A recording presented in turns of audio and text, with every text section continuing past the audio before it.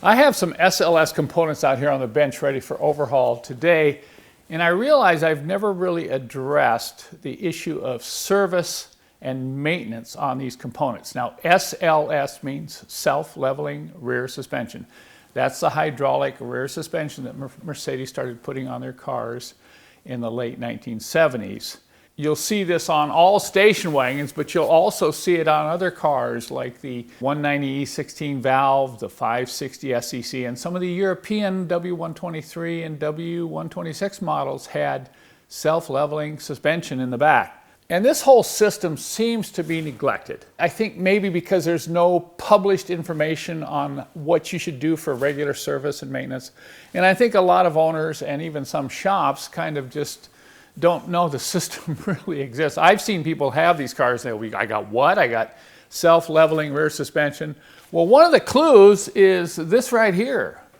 You know, this is a tank, and if you see a tank similar to this, now the W123 station wagons have a larger tank, but if you see a tank like this up in the front of your engine compartment, you can be pretty certain that your car has self-leveling rear suspension.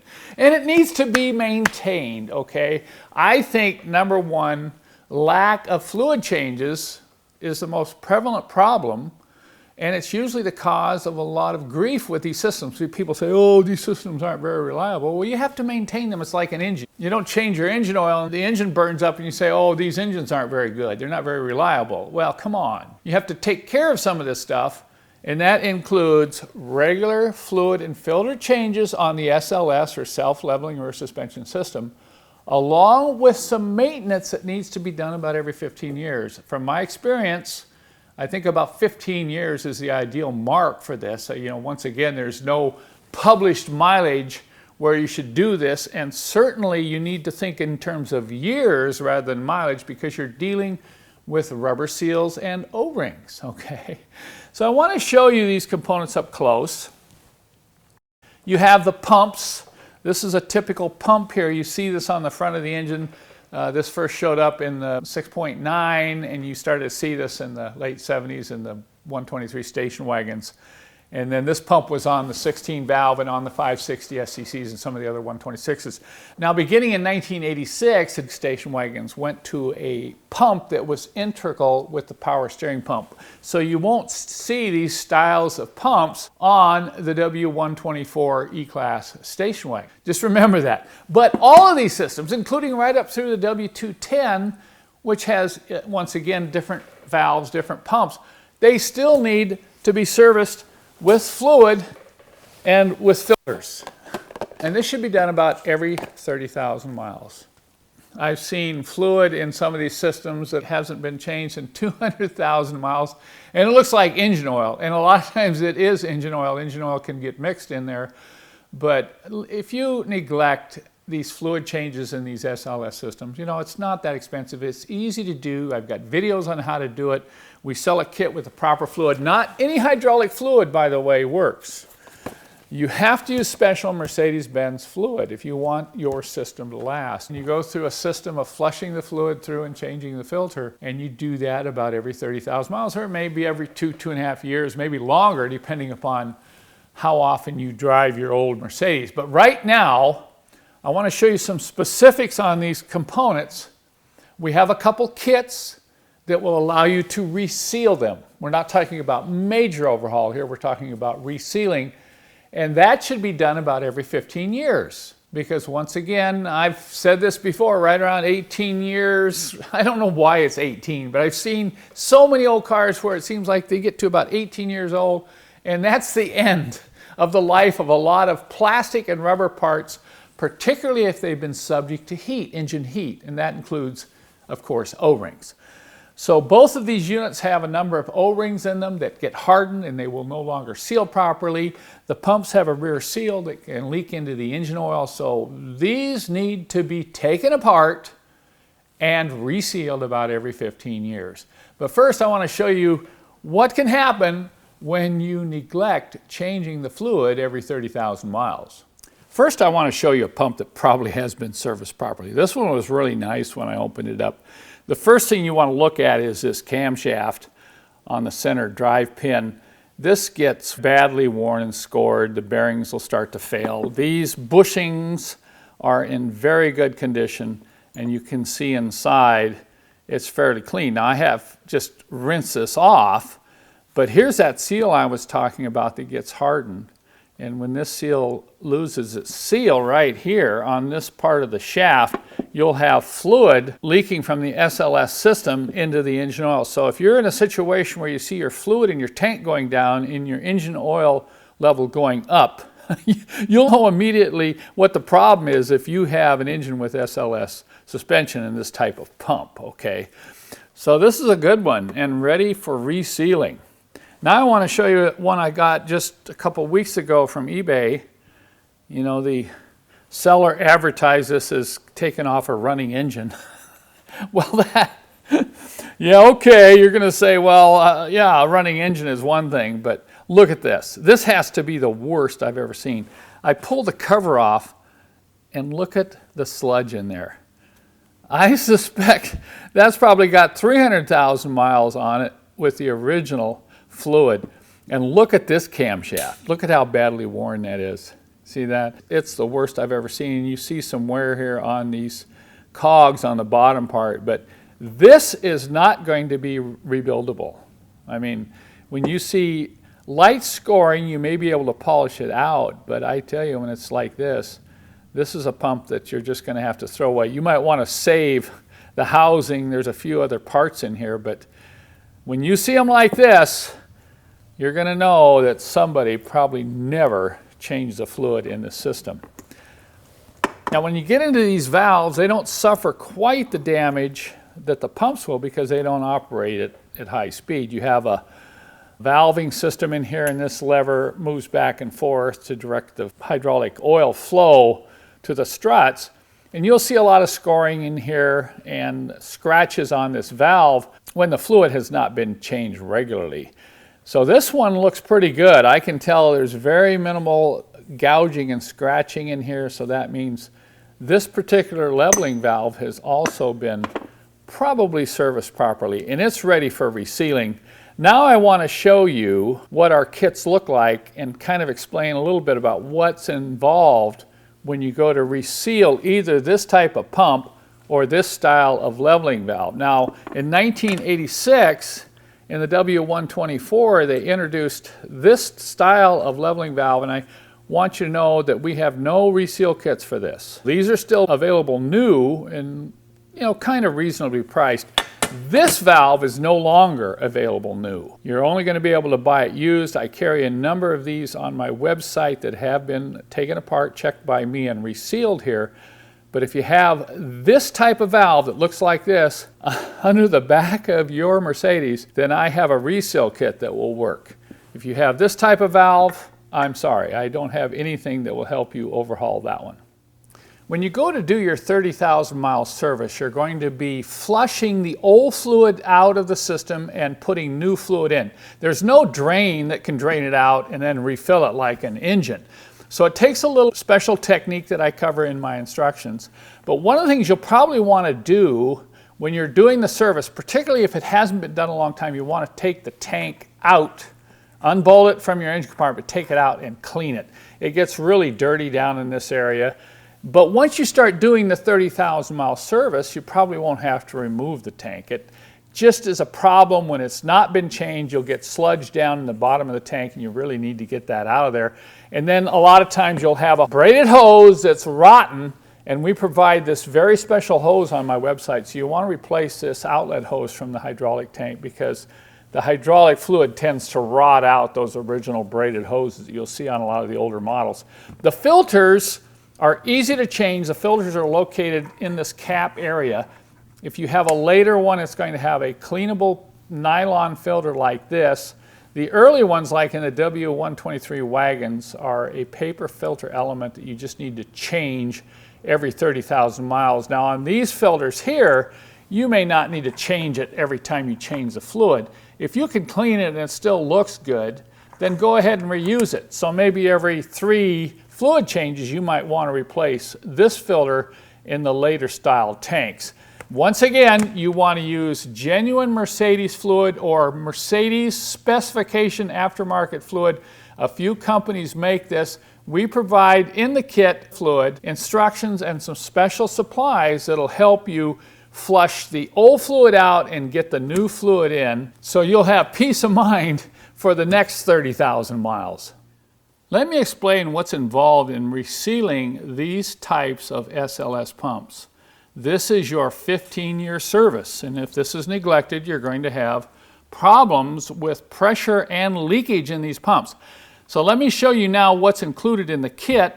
We include a new gasket. This is the gasket mount between the pump housing and the cylinder head on the engine, and a new seal. This is a OE seal, still available. We're a little concerned that these may no longer be available in the future. And then down inside this center section are 3 O-rings. There's 3 of them down in here. You have to pull the steel center section out of the aluminum housing. And what we do in our kit is provide you 2 seals of each size. This is just in case you damage one when installing, or you'll even have an extra seal in the future. If for some reason you need to remove the cap, you use the smaller seal here and you replace it in this groove right here. So each set of these O-rings is numbered, and in my instructions I refer to which number goes in which location. So you really can't make any mistake when you put the new O-rings in. So you have to take this off the engine, you have to take it all apart, thoroughly clean it. I recommend you have compressed air. Paint thinner or mineral spirits works very well as a cleaner. You only need a small tank and some brushes. Just make sure that this is super clean when you reassemble it. And of course, I recommend you reassemble it using the hydraulic fluid to lubricate the O-rings and the internal parts. So you can see this is not a difficult DIY job. It's just time consuming because you have to be very careful that you clean everything thoroughly and install all these parts properly. I want to show you what's involved in resealing this style of SLS leveling valve. SLS means self-leveling suspension. These valves first showed up in the late 1970s. They were installed on all W123 station wagons up through 1985. You'll also see this style of valve on the 190E 2.316 valve. Now these are easy to reseal. It's not a difficult job, but it's quite time consuming because there's a lot of little things you have to do once you remove this and take it apart. You may find that it's badly scored internally. If it is, then you may want to get a replacement valve. These are not available new anymore, but you can find good used ones. You have to buy them from reputable sellers, so you may end up getting one that's worse than what you already have. So I'm going to show you what's in our kit and kind of explain some of the things you'll need to do. You're looking at my kit and you're saying, wow, that's a lot of stuff. You may see other sellers just selling the O-rings. Well, that's fine. They say, well, just take the O-rings out and put the new ones in. But as I've rebuilt quite a number of these over the years, I found there's a bunch of little things that might be handy to have to make sure you can get the areas where the O-rings are removed and cleaned out. For instance, this little special tool that I include in the kit is to go in there and clean the grooves out. Once you remove the O-rings, you'll leave, some crud and some rubber down in there. And if you don't thoroughly clean the grooves out in there, there's 2 O-rings, 2 small ones that go right down in there. You put the new O-ring in, it's going to leak. All right. So this little tool, we kind of modify that here in my shop just to get down in there. And then you see all these brushes and Q-tips and everything are to get down in these holes and thoroughly clean them. So it's a little more involved than just taking the old O-rings out and putting new ones in. We want to make sure you get the job done right. To take it apart, you're going to have to clamp it up in a vise, so we include some aluminum to protect the housing. We give you a set of these heavy-duty green gloves because you're going to be working in a lot of cleaner and fluid, and you want to protect your hands. A little Scotch-Brite pad to help clean some of the outside of this because it does get kind of scuzzy. And then we include a lint-free cloth, because when you get done with this and wipe it all out, you don't want to leave any lint in here. You don't want to leave any dirt in here. I recommend compressed air, and you can use either paint thinner or mineral spirits in a small tank. This makes a great cleaner. And then finally, we include this pin. You're probably thinking, what's that flag for, Kent? Well, that's to help you adjust the leveling valve once you get it back together, because once you replace this on the car, you are going to have to go through an adjustment procedure. So the heart and soul of this kit, of course, is the 5 quality O-rings. These are the correct size O-rings. Some of these other kits I've seen, they don't give you the right size O-ring. They're kind of close, but unless you get the absolute correct O-ring installed back in here, you're going to have leaks, and this may not perform properly.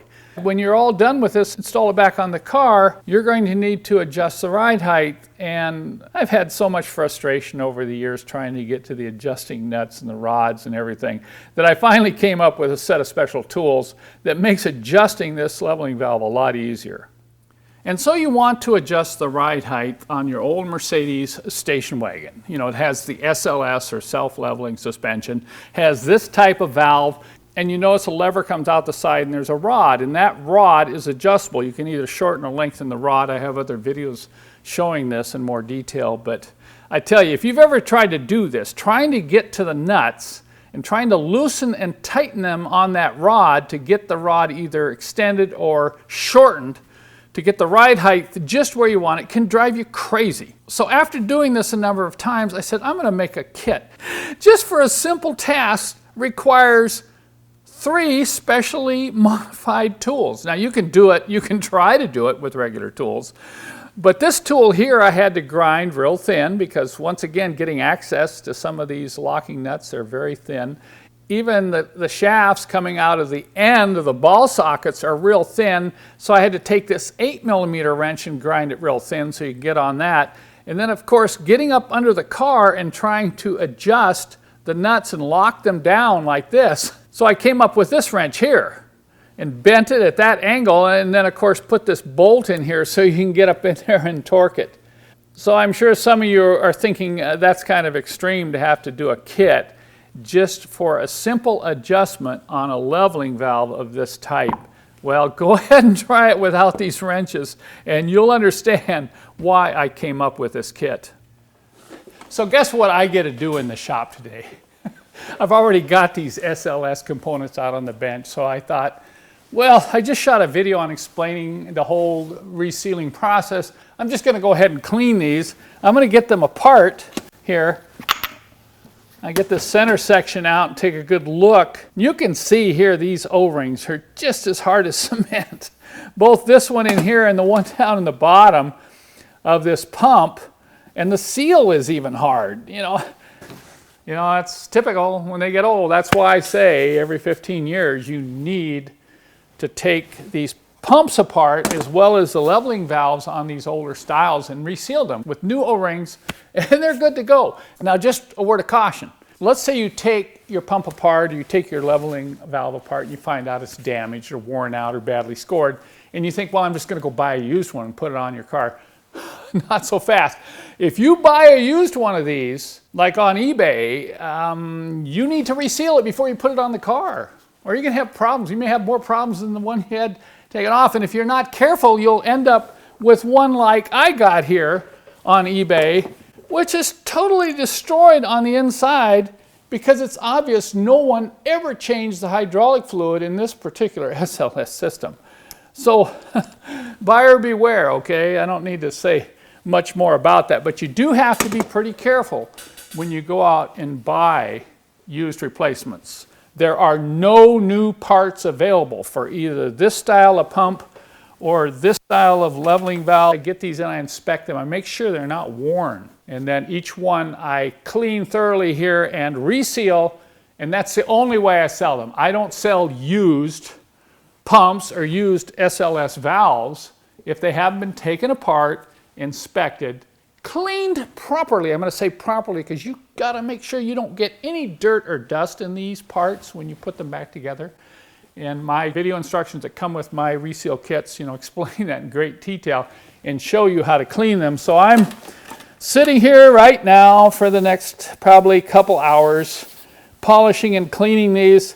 Resealing them, by the way, is not that difficult, but cleaning them and making sure they're spotless before you reassemble them is. So that's what I'm going to get to do today in the shop. If you have a problem with these components, find out you need a replacement, be sure and check out the resealed ones I have on my website. Be forewarned, I don't always have these available. They sell pretty quickly and they're getting harder and harder to find in good condition.